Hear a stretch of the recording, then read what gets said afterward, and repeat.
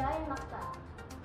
Ilang regional directors at district engineers pinagpapaliwanag ng DPWH at kaugnay sa mga substandards project at maluluhong pamumuhay at mga sasakyan na ilang opisyal at empleyado ng DPWH at mga contractors na investigahin dahil sa flood control projects.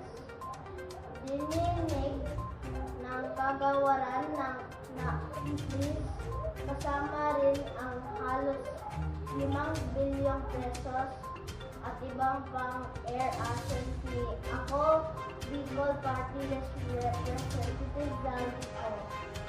At naghain din ng ethics complaint sa kamera ilang politiko at opisyal ng gobyerno na idindawit sa anomalya ng flood control projects.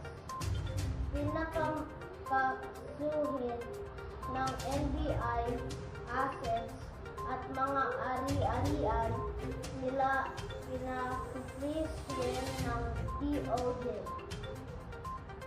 Lumakas na bilang tropical storm ang bagyong Opo na pumasok na sa Philippine Area of Responsibility kahapon. Namataan po yan ng Pag-asa 825 kilometers per hour silangan ng northeastern Mindanao. Tagaytay nito ang hangin aabot sa lakas na 85 kilometers per hour. Posibleng tumbukin ng bagyo sa mga susunod na araw ng Eastern Visayas at Southern Luzon. Posibleng lumakas sa bilang severe storm ang bagyong Opong sa Biyernes na maaring mag-landfall sa Bicol region at tatawagin ang iba pang bahagi ng Southern Luzon hanggang sa Bac. Kaya mag-ingat po tayong lahat. Lumakas na bilang tropical storm ang bagyong Opong na pumasok na sa Philippine Area of Responsibility kahapon. Namataan po yan ng Pag-asa 825 kilometers per hour silangan ng northeastern Mindanao.